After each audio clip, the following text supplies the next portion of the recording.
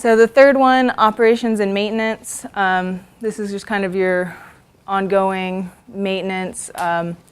Like the draft MS4 permit puts most of this on the owner and developer, but there are some people that have it through the city. The first one there, the operation and maintenance plan is required with the final plat, detailing the responsible party, maintenance requirements, and method to provide maintenance funding. That's a big one. You know, if these things are going to be privately owned and maintained, you want to make sure that they're going to have means to privately maintain these things. You know, if you go through and you know, when you're inspecting, you say, hey, this is, you know, you haven't been keeping it maintained, all your filter media needs to be removed and replaced. They say, well, we don't have the money for that. We don't have the funding or the budget. So you want something in writing that says, yes, we will be able to keep these things up in the future. Number two, an operations and maintenance template or standard form may be provided by the city or other entity. You know, having somebody develop their own maintenance plan can be a good idea, but sometimes these people don't know, you know, all the details or all the things that they're getting into and what these BMPs require. So the iSWM technical manual actually has kind of an abbreviated list of some maintenance and inspection topics. It's up there as part of the handouts. I put a few of them for different BMPs up there. But you know, the more a city can get in there and tell them what they're expecting on a maintenance plan, then the more consistency you're going to get between these BMPs. Number three, an annual permit or inspection report is required for each control. A maintenance form or inspection report is provided. Timing is something that they don't get into a lot on the TCEQ requirements, but it is something that you should consider. You know, annual is obviously pretty popular. We see that coming up a lot, and then also between annual and you know, after a large rain event. And then the last one there, maintenance logs are required to be kept on site, made available to the city when requested. This was one of the things that's on the new draft MS4 permit that's, you know, supposed to be standard now, is, you know, these maintenance logs should be kept on site and made available to the MS4 whenever they ask for them. Are they placing the responsibility on the cities to make sure that the developers are doing this? To keep it up, probably as far as, you know, making sure that you have something in your ordinance language that says they should be doing this. You know, it's pretty hard to check each and every individual privately owned BMP and, you know, ask everybody once a year if they have their maintenance reports, but you know, maybe once every 5 years or once every 10 years, you ask for a couple of them to make sure people are doing it. But really, I think the important thing is having the language in there, so you have some kind of enforcement actions behind it, or you have, you know, some ability to go out there and maintain it yourself if necessary. So under this one, the first two were really the most popular. You know, requiring a maintenance plan that details the party and the maintenance requirements and the method for funding. And then the next one is, you know, providing a template for maintenance by the city.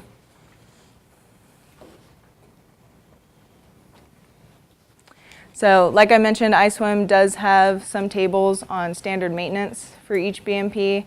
It's one of the handouts there, and they're usually things like, you know, as needed, what's required monthly, weekly, 2 to 3 year basis, things like that.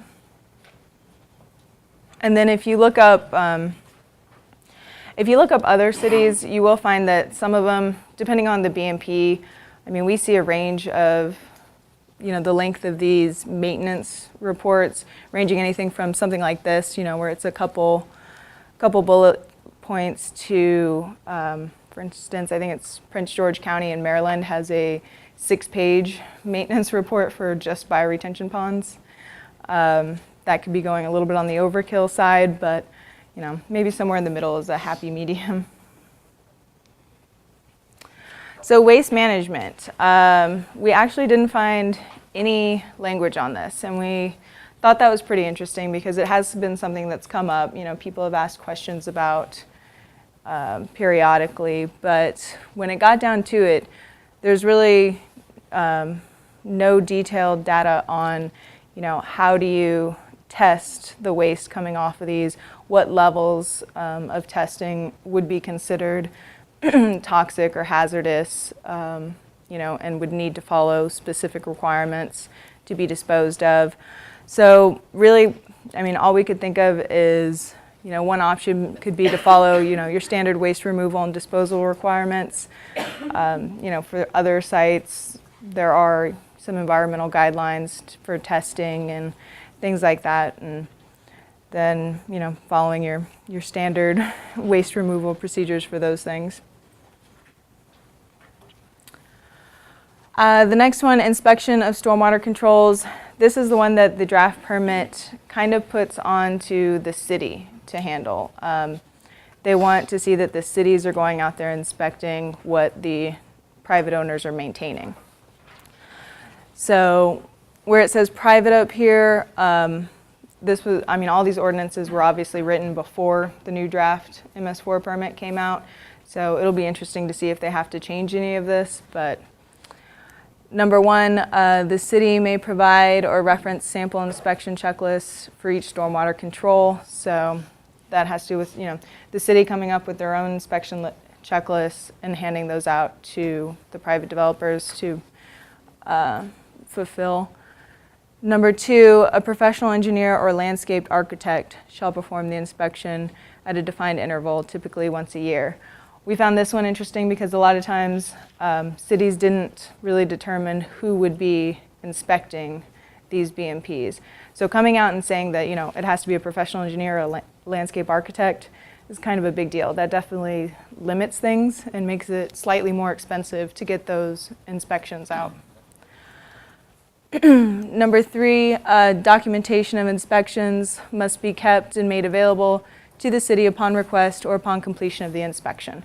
So kind of similar to for the maintenance reports, keep your inspection reports on site as well, and if we ask for them, provide them. Number four, inspection intervals are quarterly for the first 2 years, twice a year thereafter, and within 48 hours of a major rainfall event.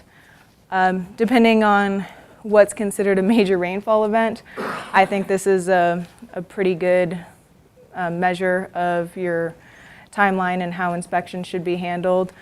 Obviously, if you're going to have any major problems, it's going to be in the first couple years. That's where you'll be able to tell if something wasn't constructed properly. The twice a year thereafter is something that's a little bit more reasonable, especially if you're requiring a professional engineer or landscape architect to go out and do these things.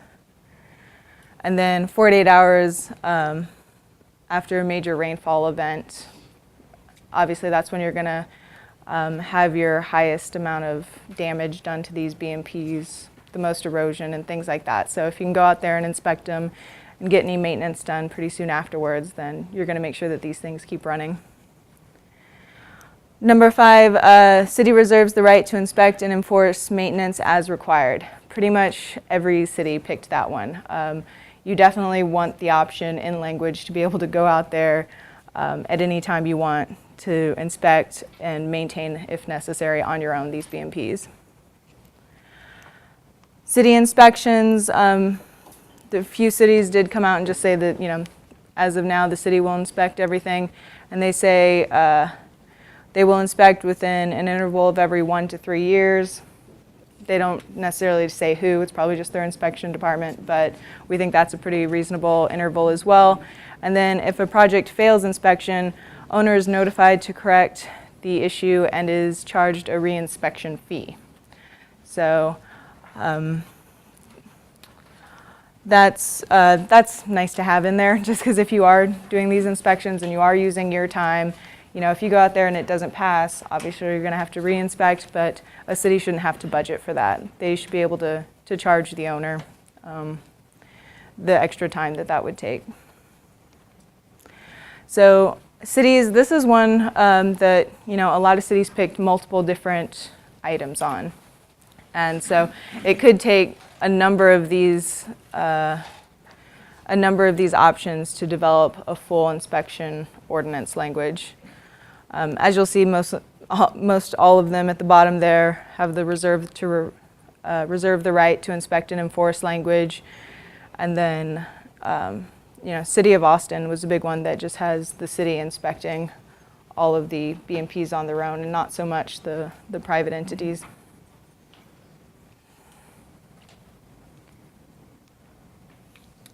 So an example of a city-provided inspection checklist. This is actually the City of Santa Barbara. It was one that we found that they had a very good manual on BMPs, but they had no ordinance language yet to speak of. And it could be, their manual is very new. It's, I think they're still in the draft phases or maybe just now getting into adopting it. But so far they haven't developed any ordinance language, and that will be a problem for them in the future. I'm sure they'll have to address that at some point. But they had a list of inspection reports for all their different BMPs that they allow, and they're pretty simple. You just look at the appearance, trash and debris, vegetation, irrigation, inlets, splash blocks, overflow, and filter media, and just go through there and make your comments. And it's not, the inspection doesn't have to be super detailed. You don't have to be testing the media or anything like that. But that's also why we think within 48 hours of a large storm event is a good idea, because if that filter media isn't draining, that's when you're going to find out. You're not going to know if it's not raining. But after a big rain event, if you go out there and it's still ponding after 48 hours, there's something wrong. It's clogged, because most of these things are designed to drain within 48 hours. So the appeals process. We mentioned there that, if you inspect these things and you issue warnings or re-inspections, there could be fees. And in any cases like that where there's notifications or fees, then somebody's going to be upset and somebody's going to want to appeal it. So as far as appeals, there weren't really too many options that we found within all the ordinance languages. The first one used the city's standard appeals process. That seems, we don't have a problem with that. That seems pretty standard. It seems like it would cover your bases for the most part. Number two, present appeal to a group or person designated to hear appeals regarding stormwater controls. So, kind of designating either one person or a group of people who are actually informed on these stormwater controls, and they know the implications of what could happen when they're clogged and things like that. That is, it's more beneficial to have somebody educated on these things to review the appeals. Number three, submit a written request to appeal within 10 to 30 days following notification. That's just kind of an additional, option, additional language to other things you would put in there to say that, hey, you don't have a year to appeal this. You have 10 to 30 days, and if we don't get anything, then that's just a forfeiture of, saying that you agree with the notification. Cities there, obviously the last one is pretty popular, putting a time limit on these appeals. And then the next, between standard appeals and picking a special committee or specialized person to review them, it was kind of split. All right, number 7, variances. There was quite a bit of options under variances. They are pretty similar though. The first one, variance must show that the water quality will not be impacted by the variance and that the intent of the ordinance is met. So basically, yeah, we'll let you get around it as long as you're not actually getting around it. As long as the intent is met and the water quality procedures are met. So that's just kind of a blanket one to if there's something maybe in the city's ordinance or design manual that inhibits the implementation of something that would provide the exact same benefits, then they can still get a variance. The second one, use standard variance procedure. Most cities have some type of variance procedure set in place already, so you would use the typical one. Number 3, similar to appeals, you have a designated committee that reviews these variances, and submits a recommendation. So, that's your best case scenario, because having somebody informed looking at these, they're most likely to say what kind of impact it's going to have on the overall design and the purpose of the BMP. Number 4, have a path for minor variances that may be granted by one person and major variances approved by a committee. That's also nice. Variances, aren't looked on favorably in the development community. So if you have something that's, maybe really small or minor that, is really irking a developer, and if they just have to go through one person that's educated on this and, knows if it's going to have any effect, then it'll speed up the process, it'll save them money, it'll save the city time. Number 5, if full implementation is not feasible, then the applicant may participate in off-site facilities development by contributing $2 to $4 per square foot of unmanaged impervious surface. That one was really interesting and pretty special. I think that was just Portland, or I'll cheat ahead real quick. Yeah, so Portland actually comes up and says, hey, if you can't meet everything, we're not, really wanting to grant you variances, but we give you this other option. If you can't meet the water quality requirements, then just pay a fee to help us develop off-site water quality BMPs, and then you kind of pass the test. You don't have to get a variance, and you don't have to worry about your site not meeting requirements. Number 6, standards for granted variances are listed as unnecessary hardship, peculiar property conditions, or variances consistent with the spirit, purpose, and intent of the ordinance. So basically it just goes ahead and lists out why a variance would be granted, or situations where a variance would be considered, and then as long as it's consistent with the purpose of the ordinance, then it would pass. So under this one, standard variance procedure is obviously the most popular. You'll see usually the path of least resistance is going to be what cities pick most of the time. But then there are a few who kind of stick their neck out. That fee for unmanaged impervious surface is Portland. That's probably the most creative one we came across. And then number 6 is pretty similar to number 1, and number 1 was Austin, and the other 2 were Charlotte and Irvine, California.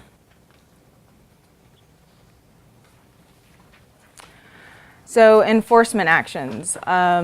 Again, ordinances aren't going to do any good if there aren't any teeth to them. People will look at them, they'll take their notifications all day, and they'll just say, I'm sorry, I'm not able to do it. So you need something to motivate people to actually comply with your ordinance. What we found as far as enforcement actions, really pretty standard ones. There's really 2 popular options, and it's, city can suspend a permit, site plan, and certificate of occupancy, right-of-way use, or variances. So, holding up the project, hit them in the time department. Or the second one, owner is subject to fines of an amount ranging from $300 to $5,000 per violation per day. So time and money, that's what they care about, and so that's kind of where you hit them. Yeah, the $300 to $5,000, obviously that's a pretty wide range, but that's what we saw throughout the cities, and it's kind of up to each individual city to figure out what they think is fair, and what they think they can get from people per violation per day. So a lot of people like the money option there. Anytime a city can collect additional revenue, and that's definitely going to motivate an owner to maintain or inspect their property. And then a few people, Austin, Houston, and then Charlotte come out and say that they'd be willing to suspend permits and site plans and things like that. But that does put kind of an onus on the city as well. They're going to be, that's a lot of calls, a lot of time of the city spent talking to the developer and trying to explain to them why they're being held up. So there's a lot of choices out there, a lot of decisions to make. Yeah, sorry. Well, going back to that Yeah. one slide, so why is it that Texas doesn't want to deal with the money issue? The money issue? I'm not sure why. I, We have too much of it, right? yeah. Yes, so. Sometimes if you're dealing with homeowners associations, and you start fining the homeowners association, you'll never see the money because they'll say, well, we just don't have it. The homeowners aren't going to pay it, and then the homeowners association just dissolves, and then you're left holding the bag. And if there's no other enforcement option, then you can just keep fining a non-entity all you want. You're never going to get any money back, and the problem's still going to be there. The city then ends up having to take over that. So that's why I think Houston ends up going with, we're going to go after either the right-of-way, the certificate of occupancy, or the right to develop the future portion of that, or they start putting liens on the property itself. Yeah, that's probably true. A mix of these things is probably preferable because there are going to be people who just can't pay or won't pay. Well, it seems like the developer's already gone on number one. I mean, I don't, how do they enforce? So they're going after like individual builders or Be the homeowners? owner of It would be the owner. What are we enforcing? The construction of these or violation of the? violation of maintenance Yeah, inspection. Violation it's of typically maintenance. maintenance and inspection. So they're but- probably gonna be gone, but, so it usually says, you know, your inspection report didn't pan out and you've got X number of days to cure, and then this would kick in afterwards? Yeah. Okay, but I agree, there's probably not anyone who cares at that point. Unless there's a second, if there happens to be another phase. About number one? Yeah. During construction though. Yeah, there could, I mean, violations during construction. Yeah, but that's, I mean, yeah, that's what I was thinking, there's enforcement too, right? Right, yeah. It's the long term, and there's. How do the other cities handle the residential component? Because HOAs, I think, Joe had a good point, it's really not a,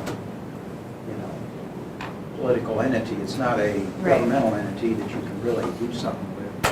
Yeah, HOAs are kind of particularly tricky, especially. Voluntary groups.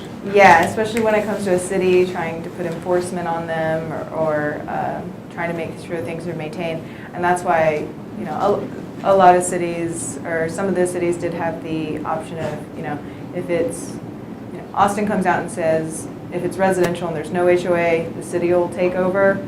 But then there were some cities that specifically said the city is required for maintenance and inspection of these items. And we do think it had a lot to do with those residential entities and them just not being able to comply. So the other cities didn't have an option for that kind of a problem in a single-family residential development? Yeah, for some of the trickier questions, we do find that a lot of cities just avoid it. Yeah. They don't put anything in there. It could be one of those issues where it's just taken care of in-house and they have their own way of handling those residential properties, but. I think it goes back to, if you go all the way back, you don't have to, all the way back to some of the beginning slides. When you're going through your planning stage and you're determining who is going to be the owner of the BMP afterwards, whether it's be private or public, when you're asking for the private side to look at it all, which was a large portion of the cities that you looked at, they said, well, the private owner is going to maintain everything. When you get to that point, the planning stage really needs to look at, well, do you have the means and methods to inspect and maintain and handle all these things? Because if you don't, the city then, I think, would be well suited to look at that, but then also look, I think it was option number 4, of saying, well, go ahead and over the next couple of years, we're going to help you inspect it, make sure you're doing it right, but it also helps the city look at, well, how much are you really spending on this? Because if we have to take it over, we need to have a budget set up. And the city may need to start budgeting, because usually at this point with the HOA leaves, they dissolve, and the city ends up putting a lien or actually acquiring that property. Then they end up maintaining it in a way that the homeowners really hate, because they just, they cut everything down. Right. It's easier to maintain that way. Yeah. And, or we concrete line it, or whatever happens, and everybody goes crazy about that. But that's something that in the planning stage, the city needs to have that. If you're going to go with the HOA or the public or the private entity is going to maintain it, you need to make them fully aware of what your anticipated cost would be if you were going to have to do it, so that they understand that's what they need to be charging up front. It needs to be tagged onto the title, so that whoever the developer is, it rotates to whoever owns the property afterwards. If it's, if the developer leaves, once the CO is given and the poor shop owner has to maintain something that's going to cost him $3,000 a month to do, and he says, forget it, Yeah. then there needs to be some sort of plan, whether there's an escrow that's put up front as part of that, or whether who owns it after the developer leaves, making sure that that's followed through in the title itself. Right, yeah, I agree. I think a lot of, issues you could have in the future, you should try to resolve with your maintenance plan by putting as much information there as possible and requiring as much information, especially about ownership and funding for maintenance.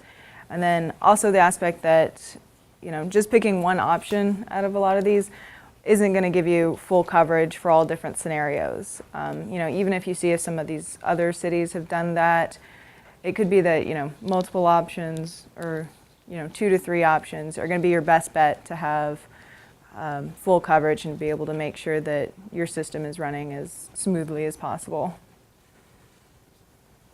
Any other? Okay, so kind of in summary, just, there are a lot of options on these things, and the Phase 2 MS4s that were actually expired in August of this year, so last month, there has been kind of a little bit of a reprieve there where that's, they've extended the deadline to November. But with these things coming up in the next draft permit, obviously it's not something that's going away anytime soon. So it is something that cities need to start thinking about and considering and putting into their ordinances. Additional work may be required, outside of the information you gather from this class. You're going to need, if a city decides to have their own maintenance reports or inspection reports, that's something that'll need to be developed. And then discussing this with city staff members, figuring out what kind of, personnel you have, or with the personnel you have, what kind of, load can you take on, what all can you do, and then make choices that fit your city. Small cities, big cities, they're going to have different capabilities, and that'll influence which options you pick out of all these things. So, are there any other questions? We will be able to, we'll be putting up all of these ordinances online. They will be on the iSWM website, so you'll be able to, enjoy reading them in full detail. I think it's, for 10 of them, there's, I think, a total of about 200 pages, so some fun reading. And then also any other, appendices we'll put up, any inspection reports or inspection lists or maintenance lists that we find we'll be putting up on the website. Joe, did you have a question? Yeah. Actually, make sure that when you're going through your inspection and your maintenance criteria and how you're going to do those things, they ought to go hand in hand. Don't set one up to the exclusion of the other. Your inspections ought to generate maintenance.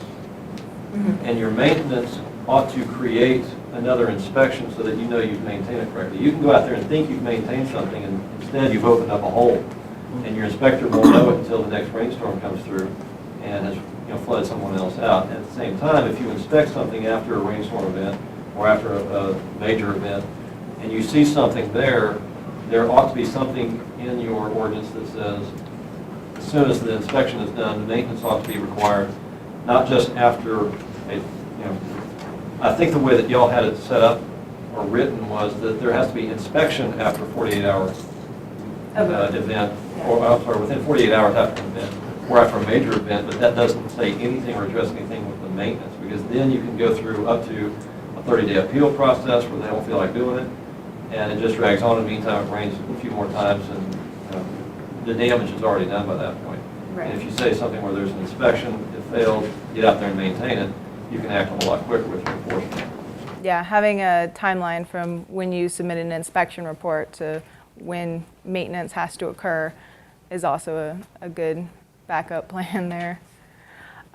So I guess pretty much what I'll leave you with is what we see is a lot of cities are, really concerned with these post-construction controls. How am I going to fit this into my city? How's everything going to work?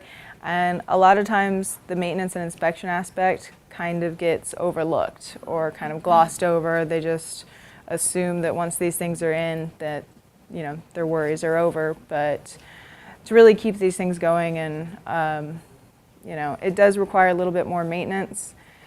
These things just inherently, you are capturing all your suspended solids and trash and things on site, but you're keeping them out of your creeks and your lakes and things like that. So the maintenance becomes more localized, but hopefully in the future it'll save on maintenance for, your bigger stormwater infrastructure in the future.